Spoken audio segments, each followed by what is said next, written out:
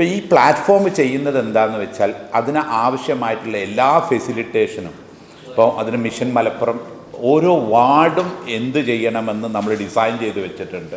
അപ്പോൾ അതിന് ആവശ്യമായ കുട്ടികളെ ബിൽഡ് ചെയ്യുന്നുണ്ട്, അതിനുവേണ്ട എല്ലാ ഇൻഫ്രാസ്ട്രക്ചറും നമ്മൾ കൊണ്ടുവരുന്നു.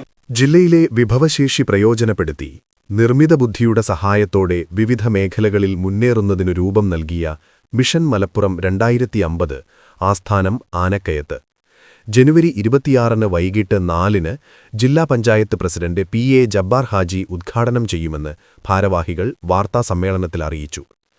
സാങ്കേതികമായ വളർച്ച കൈവരിക്കുന്നതിനൊപ്പം പുതിയ തലമുറ നേരിടുന്ന പ്രതിസന്ധികളെ അതിജയിക്കാനുള്ള സൗകര്യമൊരുക്കുന്നതിനാണ് ജില്ലയിലെ വിവിധ മേഖലകളിൽ പ്രവർത്തിക്കുന്ന 1000 പേരുടെ കൂട്ടായ്മയായ മിഷൻ 2050 ആരംഭിച്ചിട്ടുള്ളത്.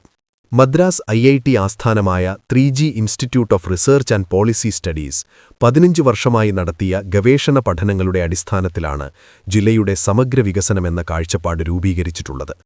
കുടിയേറ്റ മേഖലകളിലുണ്ടാകുന്ന നയപരവും രാഷ്ട്രീയപരവും സാമ്പത്തികവുമായ മാറ്റങ്ങൾ ജില്ലയെ വൻതോതിൽ പ്രതികൂലമായി ബാധിക്കുന്ന സ്ഥിതിവിശേഷം ഒഴിവാക്കാനുള്ള മുൻകരുതലായി സാങ്കേതിക ശാക്തീകരണവും വൈവിധ്യവൽക്കരണവും പടിപടിയായി നടപ്പാക്കും. ദശലക്ഷം പേരുടെ പങ്കാളിത്തവും വിദ്യാർത്ഥികളുടെയും യുവസംരംഭകരുടെയും വിരമിച്ച വിദഗ്ധരുടെയും പങ്കാളിത്തത്തോടെ വിവിധ പരിപാടികൾ നടപ്പാക്കും.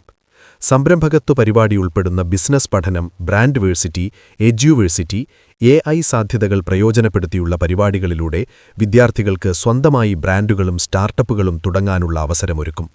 മലബാർ ആർട്സ് ആൻഡ് സ്പോർട്സ് അക്കാദമിയും പദ്ധതിയുടെ ഭാഗമായി ഘട്ടം ഘട്ടമായി ആരംഭിക്കുമെന്ന് ബന്ധപ്പെട്ടവർ അറിയിച്ചു.